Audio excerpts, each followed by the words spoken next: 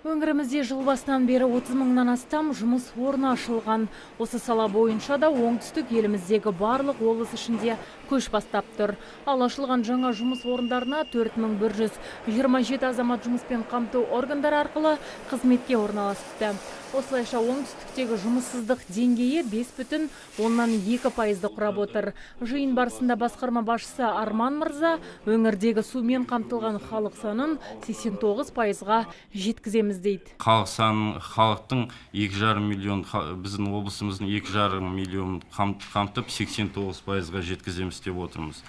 Тұрғын үй бойынша 57 нысанның құрылысына 18,5 миллиард теңге қарастырылды.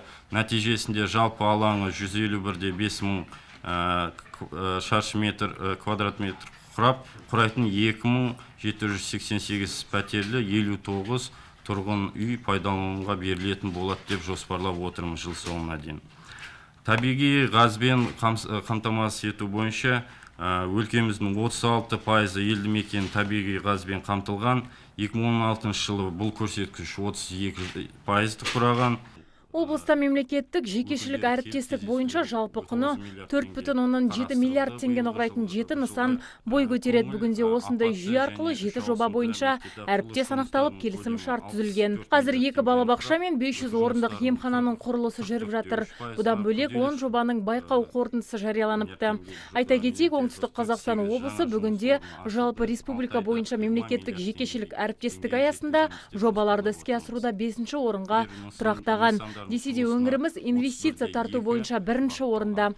Облыстық экономика және бюджетті жоспарлау басқармасының басшысы Арман Сабитов күнгейдің ауыл шаруашылығы саласында өнім шығару көлемі негізінде де алдыңғы қатарда екенін айтып мақтанды. Ауыл шаруашылық саласына келетін болсақ, ауыл шаруашылығының жалпы өнім көлемі 6 айда 139-да 1 миллиард теңгені құрап, өткен жылдың тиісті кезеңімен салыстырғанда 21 миллиард теңгеге өсті. Өсім көлемі 102,9% деңгейінде орын алды. Бұл көрсеткіш бойынша да біз республикада алдыңғы қатарға иеленіп отырмыз. Республикалар өңірлер арасында 2-ші орындамыз, немесе өндірілген өнім бойынша 15,7%, үлесіміз 15,7% құрап отыр. Осыған дейін өңір басшысы мемлекеттік жекешілік әріптестікті дамыту мақсатында облысымызда мемлекет тарапынан бөлінетін 95 миллиард теңгенің көлеміндегі жобаларды әзірлеуге шақырған еді.